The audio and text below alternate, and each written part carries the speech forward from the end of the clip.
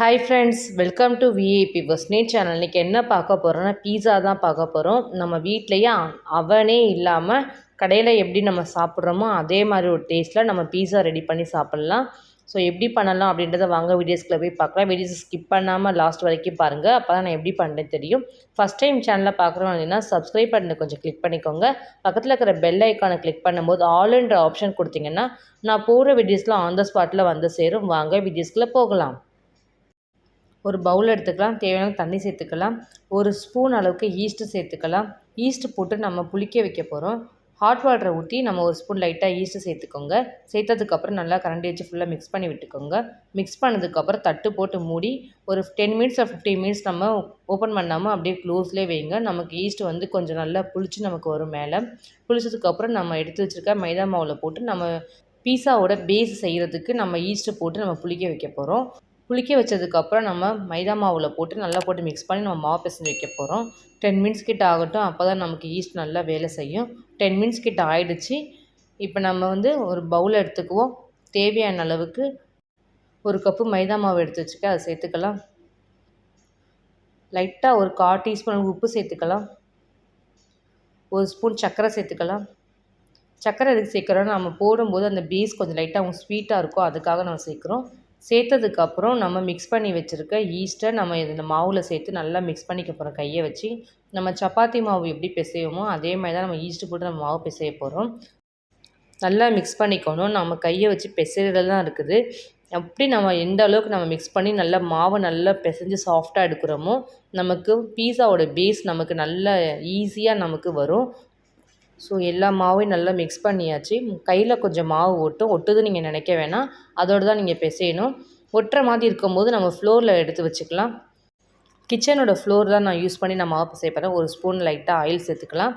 நம்ம எடுத்து வச்சுருக்க அந்த மைதா மாவு ஃபுல்லாக அந்த ஆயிலில் போட்டு நல்லா ஸ்ப்ரெட் பண்ணி ஃபுல்லாக அழுத்தம் கொடுத்து நல்லா பிசையணும். மாவு எவ்வளோ அளவுக்கு நீங்கள் அழுத்தம் கொடுத்து நல்லா மாவை ஸ்ப்ரெட் பண்ணி பிசைகிறீங்களோ அவ்வளோ நமக்கு பீஸாவோட பேஸ் நல்லா குக் ஆகி நமக்கு ஒரு சாஃப்ட்னஸோடு கிடைக்கும். சாப்பிடும் போது 20 மினிட்ஸ் கிட்ட இந்த மாதிரி மாவு பிசைஞ்சால் தான் நல்லா சாஃப்டாக கிடைக்கும் நமக்கு. இந்த மாதிரி மாவை ஃபுல்லாக ஃப்ளோரில் நல்லா அப்படியே ஸ்ப்ரெட் பண்ணி அழுத்தம் கொடுத்து தேய்ங்க.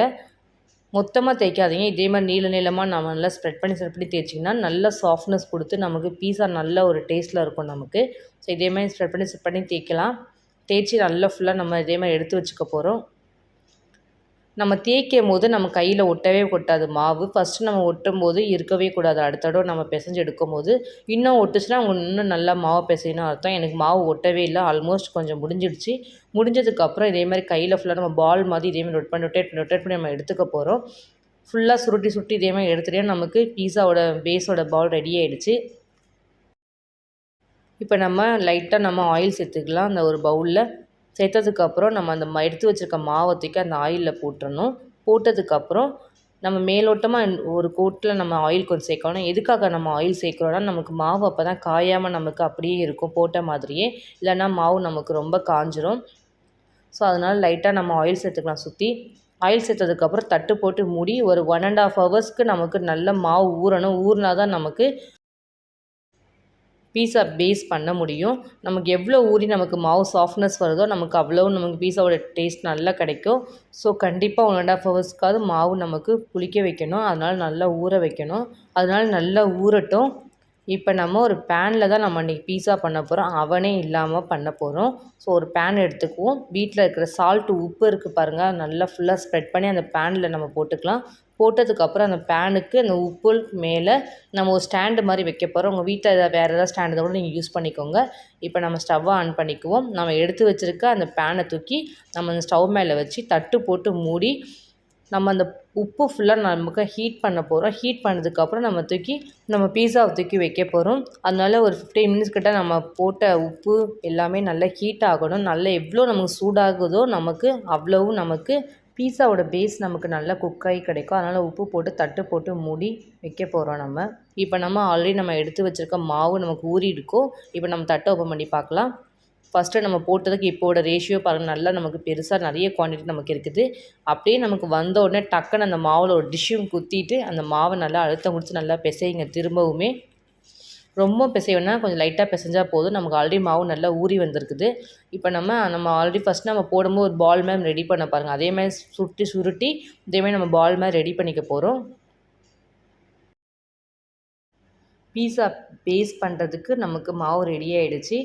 இப்போ நம்ம ஒரு பிளேட் மாதிரி எடுத்துக்குவோம். அந்த பிளேட்டில் ஃபுல்லாக ஆயிலை ஃபுல்லாக ஸ்ப்ரெட் பண்ணிக்கலாம். அப்போ தான் நமக்கு பீஸா நம்ம எடுக்கும்போது நமக்கு அதில் ஒட்டாமல் வரும். அதுக்காக தான் நம்ம ஆயில் சேர்க்குறோம்.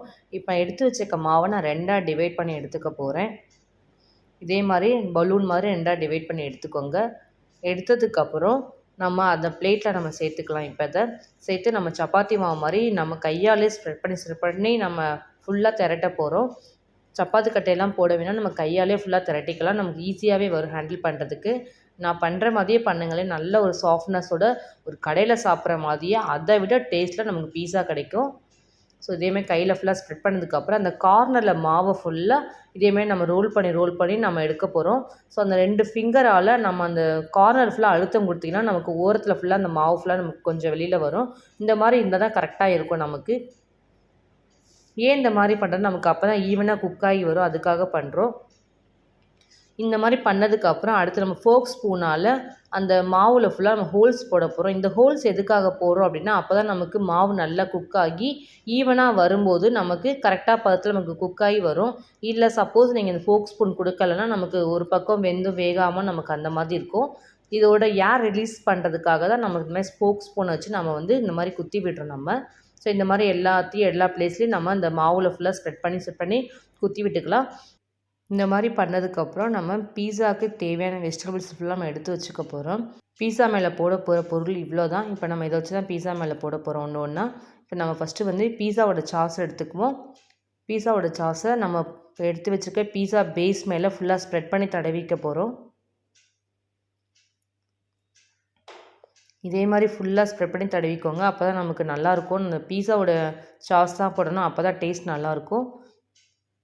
டொமேட்டோ கெச்சப்லாம் போடக்கூடாது, பீஸா சாஸ் தான் போடணும். நல்ல ஒரு டேஸ்ட்டில் நல்ல ஒரு காரசாரமாக இருக்கும் நம்ம சாப்பிடும்போது. ஸோ அதனால் ஃபுல்லாக ஸ்ப்ரெட் பண்ணிக்கலாம். ஸ்ப்ரெட் பண்ணதுக்கப்புறம் நம்ம எடுத்து வச்சுக்க சீஸை சேர்த்துக்கலாம் மேலோட்டமாக. சீஸ் எல்லாமே சேர்த்து முடிச்சாச்சு. இப்போ நம்ம ஆனியன் கட் பண்ணி வச்சுருக்கோம். இந்த மாதிரி நீல வாக்கில் ஒரு லேயராக நம்ம எடுத்து வச்சுருக்கோம். அந்த ஒவ்வொரு லேயராக நம்ம டெக்கரேட்ஸ்க்காக நம்ம அது மேலே போட போகிறோம். ஸோ இதே மாதிரி ஒவ்வொரு ஆனியனாக தூக்கி நம்ம இந்த பீஸா லேயர் மேலே நம்ம வச்சுக்கலாம். இன்றைக்கி நான் க்ரீன் கலர் கேப்சிகம் நான் எடுத்து வச்சுருக்கேன். ஸோ நம்ம எடுத்து வச்சுருக்க கேப்சிகம் எல்லாத்தையுமே நம்ம வச்சுருக்க ஆனியன் லேயருக்கு நடுவில் நம்ம இதேமாதிரி நம்ம எடுத்து வச்சுக்கலாம். டெக்கரேட்டிவாக இருக்கணும், நம்ம சாப்பிடும்போது நல்லா ஒரு டேஸ்ட்டாகவும் இருக்கும் நமக்கு இது பண்ணும்போது.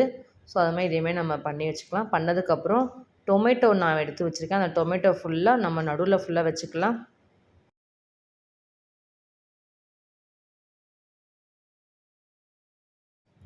அடுத்து பன்னீர் எடுத்து வச்சுக்கலாம். அந்த பன்னீரையும் சேர்த்துக்கலாம். ஃபுல்லாக சேர்த்துக்க போகிறோம் நம்ம அந்த பன்னீரை ஃபுல்லாக. நம்ம அந்த பீஸாவோட கார்னரை ஃபுல்லாக நான் டிசைனுக்காக நான் சேர்த்துக்க போகிறேன். நம்ம சாப்பிடும்போது நமக்கு அதிகமான பன்னீர் நமக்கு கிடைக்கும். ஒவ்வொரு தடவை வாய்க்கு நம்ம போகும்போது பன்னீர் கிடைக்கும். அதுக்காக நான் ஃபுல்லாக பன்னீர் சேர்த்துக்க போகிறேன். இதேமாதிரி ஃபுல்லாக ஸ்ப்ரெட் பண்ணி பன்னீர் சேர்த்துக்கிட்டோம். நம்ம சேர்த்ததுக்கப்புறம் சீஸ் நம்ம சேர்த்துக்கலாம். இப்போ மொசிலா சீஸ் சேர்த்துக்கலாம்.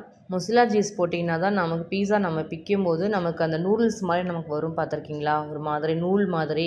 ஸோ அந்த நூல் மாதிரி வரதுக்காக தான் நம்ம அந்த மொசிலா சீஸ் சேர்க்குறோம். மொசிலா சீஸ் போட்டிங்கன்னா கொஞ்சம் டேஸ்ட்டாகவும் இருக்கும். நான் அந்தளவு கொஞ்சம் மொசிலா சீஸ் கொஞ்சம் கம்மியாக தான் போட்டிருக்கேன். எங்களுக்கு அந்தளவுக்கு பிடிக்காதுன்றதுனால உங்களுக்கு அதிகமாக தேவையானாலும் நீங்கள் போட்டுக்கலாம். ரெட் சில்லியை நம்ம ட்ரையாக நம்ம ஃப்ரை பண்ணி மிக்சியில் கிரைண்ட் பண்ண பவுடர் சேர்த்துக்கலாம். கடையில் போனீங்கனாலும் நமக்கு ரெட் சில்லி பவுடர் தனியாகவும் கிடைக்கும். நான் இன்றைக்கி வீட்டிலையே நான் அரைச்சி அதை சேர்த்துக்க போகிறேன். ஒரேகனோ சேர்த்துருக்கேன் 1 ஸ்பூன் அளவுக்கு. திரும்பி நம்ம சீஸ் மேலோட்டமாக லைட்டாக சேர்த்துக்கலாம். பீஸா மேலே டிசைன் டெக்கரேட் எல்லாமே நம்ம பண்ணியாச்சு. இப்போ நம்ம குக் பண்ண வேண்டியது தான். இப்போ நம்ம ஆல்ரெடி நம்ம உப்பு போட்டு நம்ம ஹீட் பண்ணி வச்சுருக்கோம். தட்டை ஓப்பன் பண்ணி பார்க்கலாம் எப்படி வந்திருக்குதுன்னு. நல்லா ஹீட் ஆகிடுச்சு. இப்போ நம்ம எடுத்து வச்சுக்க அந்த பீஸாவோட பிளேட்டை தூக்கி நம்ம அப்படியே அந்த ஸ்டீல் மேலே நம்ம வைக்க போகிறோம். வச்சு தட்டை போட்டு மூடி அரௌண்ட் 20 மினிட்ஸ் 25 மினிட்ஸாக அடுப்பை ஃபுல்லாக ஸ்லோவில் வச்சு நம்ம குக் பண்ண போகிறோம் அந்த பீஸாவை. அப்போ தான் நமக்கு நல்லா குக் ஆகும். ஒன்றுமே ஆகாது நம்ம பீஸா வச்சுருக்கோமேன்னு சொல்லிட்டு நீங்கள் எதாவது வேலைனா கூட பார்க்கலாம். நம்ம அவனில் பண்ணுற மாதிரியே தான் இருக்கும் அந்த பேனில் பீஸா பண்ணுறது. ஸோ அதனால் என்ன வேலைனாலும் பார்க்கலாம், ஒன்றுமே ஆகாது. அடுப்பை ஃபுல்லாக ஸ்லோவிலே வச்சுட்டு நம்ம அந்த ஹீட்லேயே நமக்கு அந்த கடாயோட ஹீட்டு, அந்த உப்பு இதிலே நமக்கு குக் ஆகும். 20 மினிட்ஸ் கிட்ட ஆயிடுச்சு. நான் தட்டை ஓப்பன் பண்ணி பார்க்கலாம் எப்படி இருக்குதுன்னு. உங்களுக்கே பார்க்கும்போதே தெரியும், ஃபஸ்ட் நம்ம வச்சதுக்கும் இப்போவுக்குமே நல்லா நமக்கு குக்காக இருக்குது பீஸா ஃபுல்லாகவே. நல்லா ஃபஸ்ட்டு நம்ம வைக்கும்போது அந்த பிளேட்டுக்கு உள்ளே இருந்துச்சு. இப்போ பாருங்கள் நல்லா புஷ்ஷுன்னு நமக்கு மாவில் நல்லா குக்காகி நமக்கு நல்லா ஸ்ப்ரெட் ஆகி நல்லா பெருசாகவும் தெரியுது. இப்போ நம்ம எடுத்து ஒரு வேறு பிளேட்டில் மாற்றிக்க போகிறோம். இந்த பீஸாவை ஆற வச்சுலாம் கட் பண்ணக்கூடாது. சூடாக இருக்கும் போதே உடனே கட் பண்ணுங்கள். கட் பண்ணி சாப்பிட்டா தான் நமக்கும் டேஸ்ட்டாக இருக்கும். ஆற வச்சு அப்படின்னா நல்லா இருக்காது டேஸ்ட்டுமே. அதனால் அந்த சூட்லேயே நம்ம அந்த கத்தி வச்சு நான் கட் பண்ணி எடுக்க போகிறேன். ஈஸியாக தான் இருக்குது எனக்கு இந்த பீஸா. கட் பண்ணுறதுக்குமே அந்தளவுக்கு கஷ்டம் இல்லை. ஏன்னா நம்ம பிசைஞ்சிருக்கும் போது நல்ல சாஃப்ட்னஸ் இருக்குது. பீஸா ரெடி ஆகிடுச்சு, கட் பண்ணியாச்சு. இப்போ நம்ம எடுத்து காமிக்கிறேன் பாருங்களேன், பீஸா எப்படி குக் ஆகிருக்குதுன்னு பார்க்கலாம். நல்லா குக் ஆகிருக்கு. நம்ம போட்ட பேஸுமே நல்லா வெந்திருக்குது. உங்களுக்கு பார்க்கும்போதே தெரியும். நம்ம போட்ட சாஸு, நம்ம போட்ட சீஸு, பன்னீர் எல்லாமே நல்லா குக் ஆகி சூப்பராக ரெடி ஆகிடுச்சு.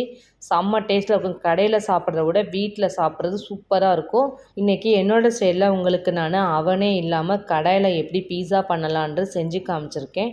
இதே மாதிரி நீங்களும் உங்கள் வீட்டில் குழந்தைங்களுக்கு, பெரியவங்களுக்கு எல்லாேருக்கும் செஞ்சு கொடுங்க. செஞ்சு கொடுத்துட்டு டேஸ்ட் எப்படி இருந்துச்சுன்னு கமெண்ட் பண்ணுங்கள், லைக் பண்ணுங்கள், ஷேர் பண்ணுங்கள், சப்ஸ்கிரைப் பண்ணுங்கள். பக்கத்தில் இருக்கிற பெல் ஐக்கானை கிளிக் பண்ணிவிடுங்க. Thank you friends.